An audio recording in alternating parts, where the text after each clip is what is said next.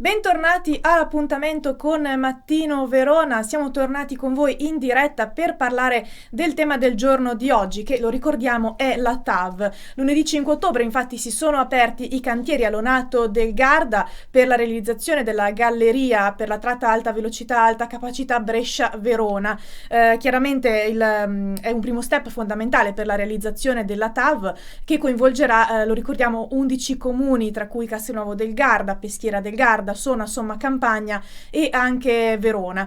In collegamento dagli studi di Radio Adige TV, quindi dai nostri studi, abbiamo Germano Zanini, coordinatore di Veneto SITAV. Buongiorno Zanini. Buongiorno a lei e a tutti i telespettatori. Allora, dunque, iniziamo subito parlando, insomma, dei cantieri di Lonato, perché come dicevamo in apertura, un primo step fondamentale per la realizzazione della TAV, dell'alta velocità, voi e anche per voi, perché come comitato SITAV avete sempre sostenuto quest'opera, giusto?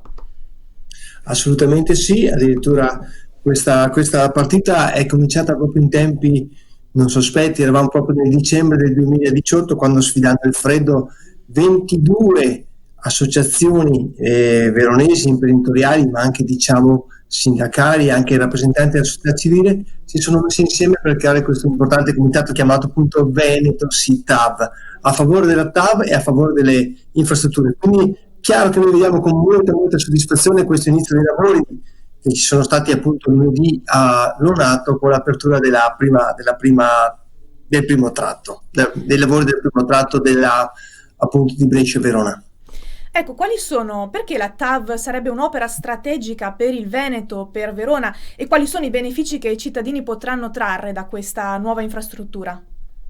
Allora, l'opera è assolutamente strategica perché abbiamo capito adesso che la velocità, la connettività, la logistica sono elementi importanti. Pensate, adesso c'è il boom di Amazon e questo operatore che sta dando tante opportunità ma anche tante criticità, ha creato tutto il suo successo sulla velocità della consegna. Diciamo, quindi permettere il transito e il trasporto, diciamo, di merci in modo veloce senza avere conseguenze sull'ambiente, ma nello stesso tempo permettere anche attenzione alle persone di spostarsi velocemente sono fattori assolutamente vincenti.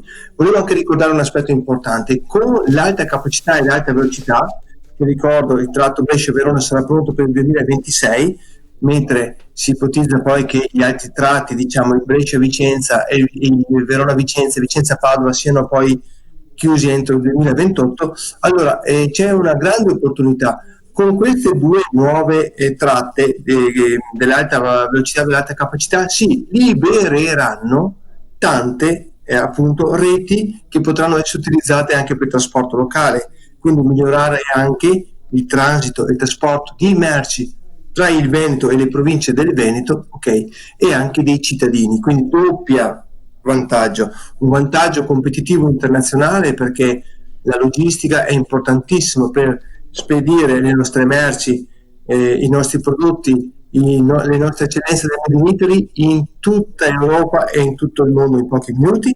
E secondo, avremo ulteriori invece reti, capacità interne, appunto di binari dedicati per lo spostamento di merci di persone all'interno del Veneto. Certamente. Ecco, adesso le pongo anche una domanda che abbiamo fatto qualche minuto fa al consigliere regionale De Berti.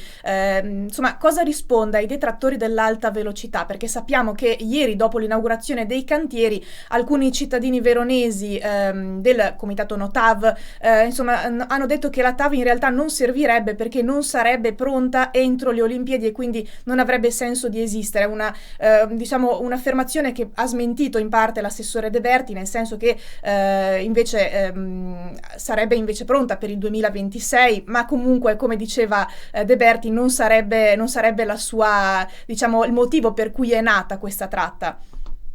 Sono assolutamente d'accordo con il consigliere De Berti, in quanto questa opera, che ricordo dà anche tante opportunità al territorio, perché per esempio sono già stati investiti alcuni miliardi, ma per esempio per completare le tratte anche tra la tratta ricordo che la tratta tra Brescia e Verona è già stata finanziata, il passante di Verona è già stato finanziato, la parte tra Verona e Vicenza è stata parzialmente finanziata, mentre manca ancora, diciamo, da progettare, da finanziare la tratta tra Vicenza e Padova.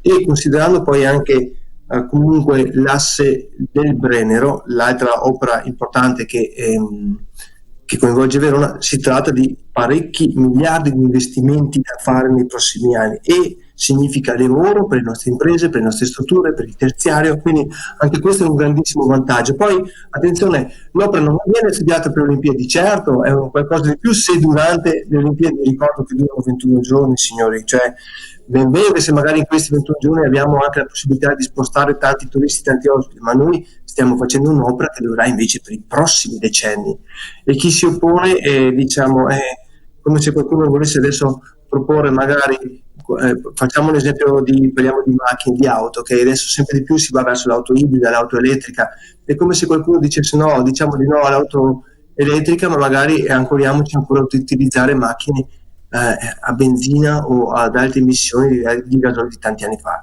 Per forza bisogna guardare al futuro, è un investimento importante quello della TAV, ma è un investimento con grandi ricadute nel breve periodo per tutto l'indotto che metterà a moto nel Veneto, lavori, infrastrutture, aziende e poi diciamo l'importante darà soprattutto grandi opportunità nei prossimi decenni perché permetterà al nostro caro Veneto di essere interconnesso con gli Stati Uniti d'Europa.